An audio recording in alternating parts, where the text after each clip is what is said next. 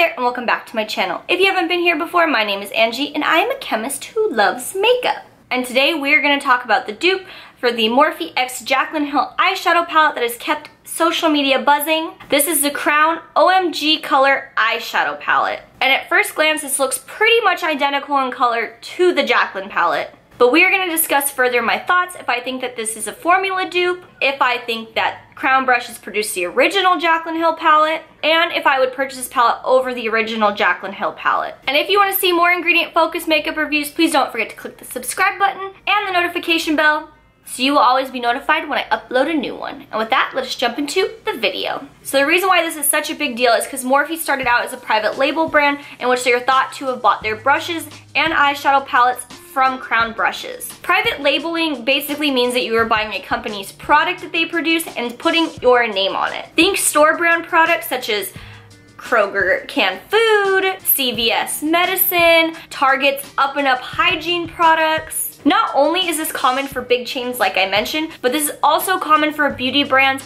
just starting out making products and they might not have a lot of capital. If someone wants to develop a makeup brand, they can pay someone to help them develop a formula, or they can buy a standard palette or makeup brush from the manufacturer's catalog, which is the much cheaper option. And sometimes these people are the same people that produce name brand products. And this doesn't mean that they are bad products, but this does mean that the brand did not have a lot of involvement in the creation of this product, and I think that doesn't sit well for a lot of people. But this is how some beauty brands have to start. They don't have a lot of money to invest right away, and this helps them just get their foot in the door, and then further down the road when they grow their brand, they can take the money they've made and use that to invest into creating their own formulas. People were thinking that Crown brushes produced the Jaclyn palette, and now they were just coming out with the regurgitated version of it. And originally, if you do look at Morphe palettes, they're pretty much the same as the Crown brushes palettes with only minor differences, but I do not think that was the case for this Jaclyn Hill palette in particular.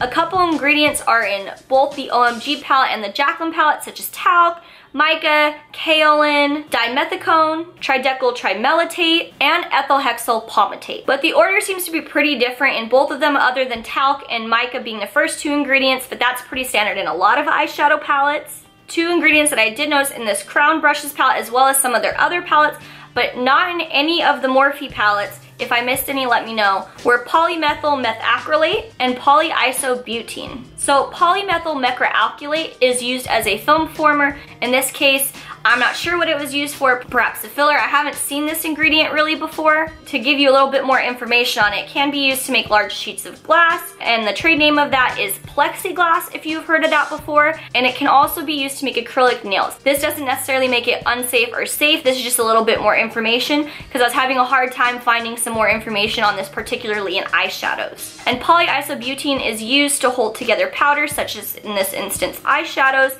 so that way it doesn't fall apart. And this also helps pigment dispersion. The second thing that I noticed in this Crown brushes palette is they only had 5 pigments listed, whereas the Jaclyn Hill palette has 9 if you condense the colorants list down as Crown brushes did. For instance, in the iron oxides, Jaclyn Hill palette labels it as iron oxide red, iron oxide yellow, iron oxide black, and in the Crown palette, they just list them all as iron oxide, so we don't know which colors they have in there. Because there is fewer different pigments in the Crown brushes palette, this could mean that the photo looks really good on the website and looks identical to the Jaclyn Hill palette, but possibly in person, maybe this means that the colors don't exactly match. And the lack of difference could mean there's also less difference in between those light neutral shades. The reason why I think this, because I did have an old Morphe palette, and online the shades in between everything looked very different, but then when I actually got it, the colors looked a lot more dull, and they were very close in color, whereas on the website they looked very different, very vibrant, etc. I would be very interested to see what the eyeshadow palette looks like if somebody does purchase it,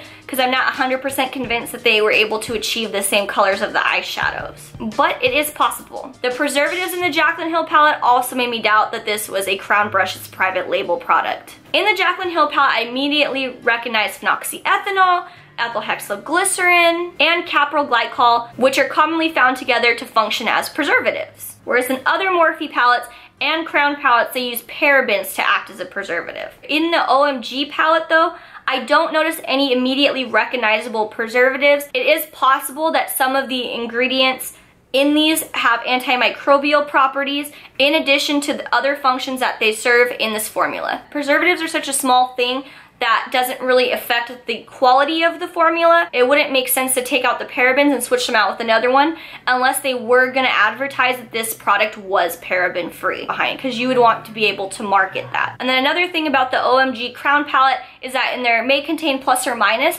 they only have pigments listed, whereas in the Jaclyn Hill palette, there's a couple of ingredients that could be switched, would be adjusted based on each shadow, where in this case, it seems like the only thing that changes in between shadows is the color. Another thing for the Crown Brushes formula is I wanted to see if they changed their formula of their regular eyeshadow palettes in order to match what is in the Jaclyn Hill palette, so that way they can kind of match the quality a little bit better. And diving into these lists just kind of confused me a little bit, because there is a lot of information lacking in between multiple ingredients lists. The OMG palette ingredients list looks pretty complete to me, except for their lack of an apparent preservative. Now, when I looked at their Scandalous eyeshadow collection, ingredients list is missing any sort of colorant, so we don't have any clue from the website what colorants are used in this formula. But they also list caprylic capric triglyceride, which does help preserve a formula. And I'm wondering if maybe this list was also supposed to be in the OMG list. And this formula in particular also has the closest formula to the OMG palette. The Purple Haze palette, however, does have similar ingredients other than the parabens that they use as the preservative, and has the colorants listed. So basically, I don't have a lot of confidence in these lists that are posted on this website being 100% accurate.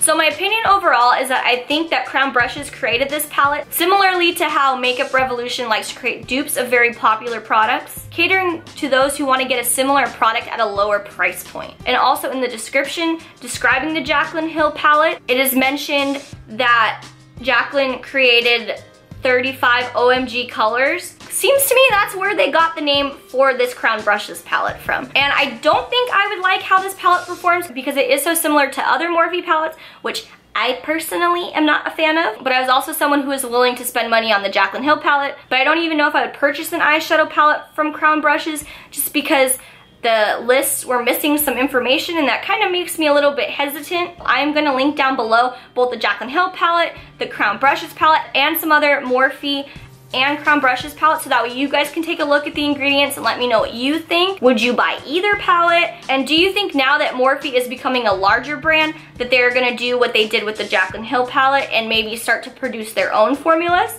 Just let me know down below. I'm very curious what everybody thinks. And I'm also gonna leave a pinned comment that has my next live's time and date listed. So if you have any makeup related questions, feel free to leave them down there, just so that way they're in an easy place so I can find them. So this just kind of helps me keep things organized. With that, I'll see you in my next video. Bye!